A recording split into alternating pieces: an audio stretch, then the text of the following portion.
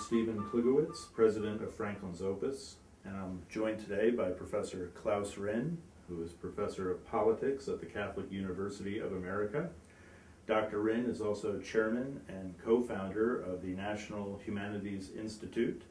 He is an honorary professor at Beijing Normal University.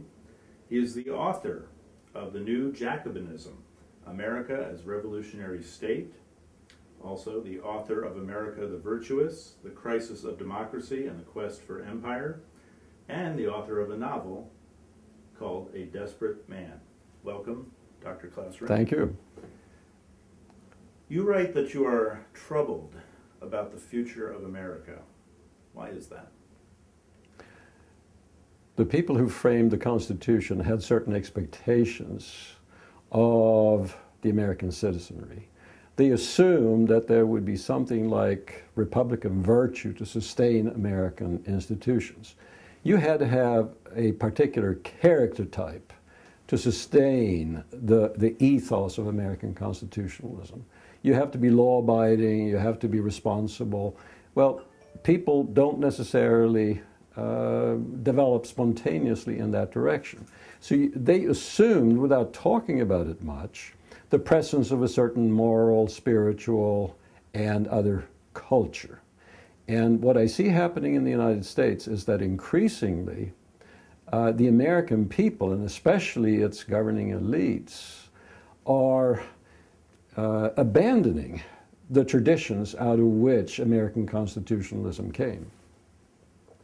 You write quite a bit about the neoconservatives. What is neoconservatism?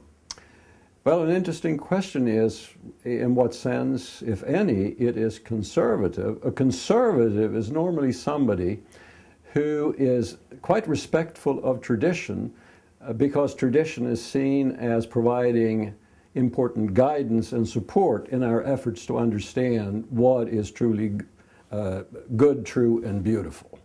That is, we are imperfect beings, we are very far from omniscient, and so we need what Burke calls the banking capital of nations and of ages to help orient us toward an intrinsically worthwhile life. Now, a conservative then is defensive of a long-standing tradition who has, as it were, stood the test of time. Neoconservatives tend to speak in the name of purely abstract principles and frequently to have an almost a discomfort with the traditional society, so that when they speak about America, the American founding, they prefer to think of America as emanating from purely ahistorical principles. Bright people conceived the notion of American government and they gave it to the American people as lawgivers pretty much, and that explains the distinctive nature of America. Neoconservatives, in other words, are not inclined to remind Americans of the historical origins of their constitution or general culture. Also, the neoconservatives tend to be primarily concerned about foreign policy. Not least the Middle East.